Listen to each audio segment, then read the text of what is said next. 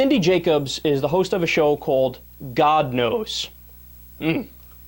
Substantive show, I imagine. And they just went ahead and let all the crazy hang out. And it led me to think, I don't know how the fuck this woman got a show anyway. I don't know what channel it's on, but I have to imagine it's got to be on like the Trinity Broadcasting Network or CBN, the Christian Broadcasting, whatever. One of those shows that is just wall-to-wall Jesus, right? Well, let's listen to what they were peddling just the other day on the show, and then we'll discuss it. A woman that was in a mental institution, and young lady called me and said that I think it was her aunt has been committed to the mental institution. And I began to pray, and I began to bind the spirit of insanity.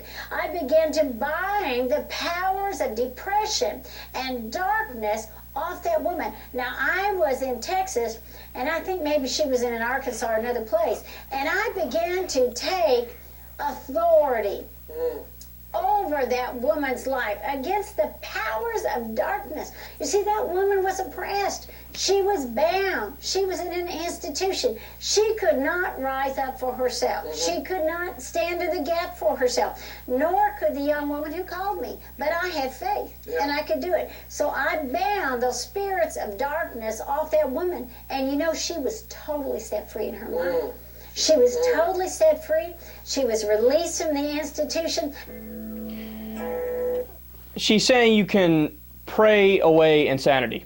If you pray, you can cure insanity.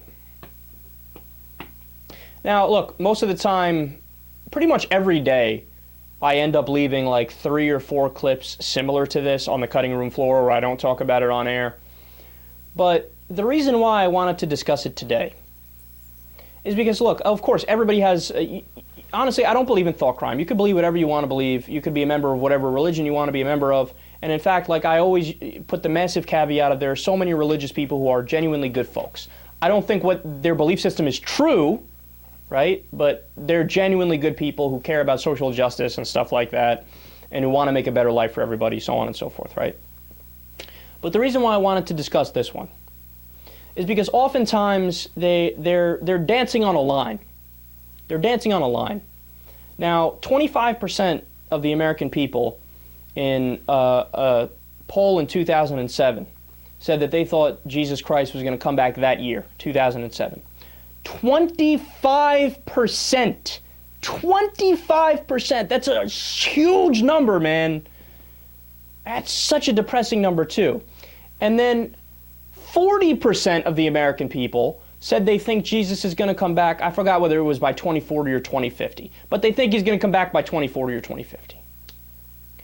So those people, somewhere between that 25% number and that 40% number, a lot of those people are just borderline enough where if Cindy Jacobs harps away with her propaganda talking about how you can faith heal, where they might just try on their own to faith heal. Now, there was one story that we covered on this show where I probably lost it more than I've ever lost it on the air. I don't know how long ago it was, man. Probably 5 months, I want to say. Somewhere in that ballpark, maybe a little longer ago, where a little boy died because their parents believed in faith healing, and I think his appendix burst or something, and he ended up dying, right? Now, the sad thing is that those stories are a dime a dozen. And when you have religious fundamentalists that go out there and preach this stuff, it is fully no different than people who go out there and preach about how leeches can cure you of cancer or malaria. This is the same as the old age snake oil salesman. And look, I don't know what the answer is, man. Here's what I know for sure. I know that it is my job and your job to refute these people and talk about how they're wrong ad nauseum, ad infinitum. I don't care. Talk until you're blue in the face. If somebody believes it, harp away on it, right? That great quote from Thomas Jefferson about ridiculous things only merit ridicule, or whatever it was. I know that's a paraphrase, really. But yeah, that's exactly right. All this person, Cindy Jacobs, is a fucking joke. She's a clown. She do nothing but mock her repeatedly until she's laughed out of town, right? But I don't know, man. I'm a First Amendment absolutist, and even though I disagree with all the religions, you have a right to practice whatever religion you want to practice. But when it comes to, I don't know, I mean, what's that guy's name? Peter Popoff, who was selling holy water saying it could cure people of cancer, and selling holy water saying it could cure people of bankruptcy, right? It's a complete, utter con man. But they played his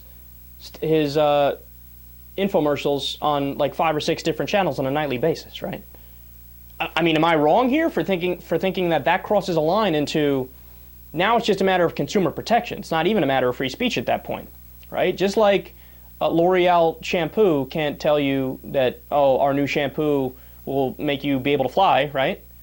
Well, by the same token, you can't sell holy water pretending it's going to cure people's debt or their cancer, because that's not true. This, if you're doing it on a mass level, if you're spreading these lies on a mass level, there's got to be some type of consumer protection. There's got to be some type of, you know, just like on cigarette packages, for example, they say, hey, you know what, it's going to cause cancer, and there's all these different problems, yada yada, and there's the Surgeon General warning. Should there be a Surgeon General warning on the bottom of the screen when people are saying religious nonsense that crosses the line to scientific claims?